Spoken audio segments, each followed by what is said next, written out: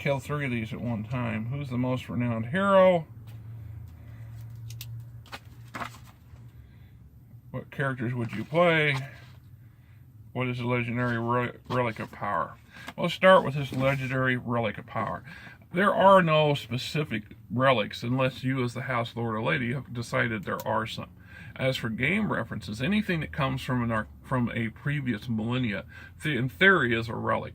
So in my would-be game novel, or game-based novel, where Lucullus, one of the princes of House Hathion, takes upon himself to break into the House's version of the CIA and FBI combined secret storehouse, their version of their Area 51, to steal a 3,000-year-old cortex from an artificially intelligent slicer bot. That would be considered a relic, with all the problems and issues that come from him doing that. The very fact that it's against the Imperium law to even possess these things meant that the house is in violation. But then every house, to some degree or another, is in violation of some kind of Imperium edict or law. And it's just a matter of how it's interpreted, because they're the representation of the Imperium law in this particular corner of the cosmos. They can get away with a little bit more than the private citizens would be able to get away with.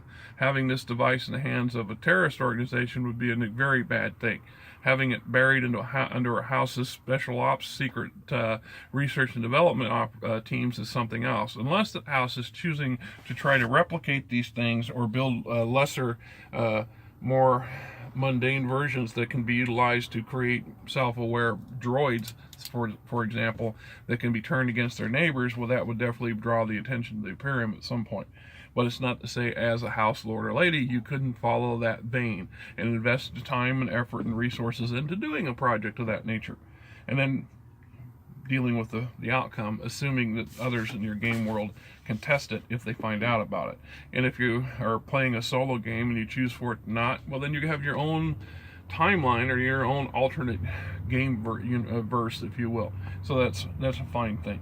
As for having renowned heroes, well,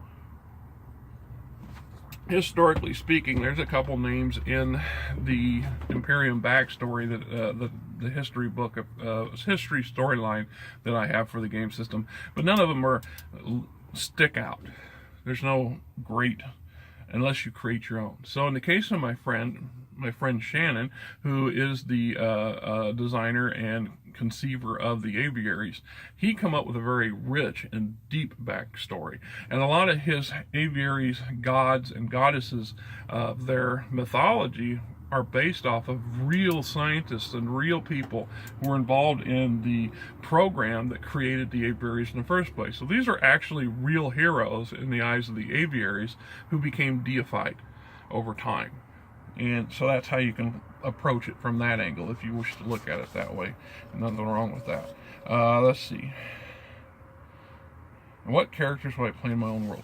Well, now this is an interesting subject, because to some degree there are no characters, and yet to another degree everybody's a character. I think I had a brief conversation with Rob Gusserson along this lines, because we were discussing this game system that I created. Could it be played as an RPG? Theoretically, it was never designed to be an RPG, but over time it evolved to allow enough base material to create what we call personalities or NPCs and technical specialists. These are all possible characters.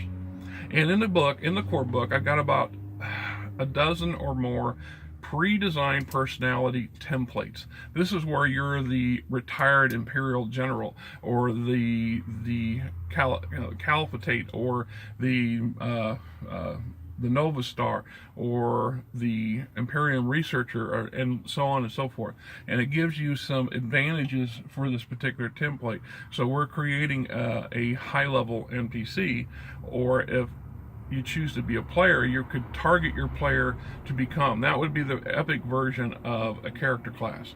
And there's no specific character class, no list of character classes in the game. What you have is a series of technical fields that you can achieve through ranking and education and so on and so forth.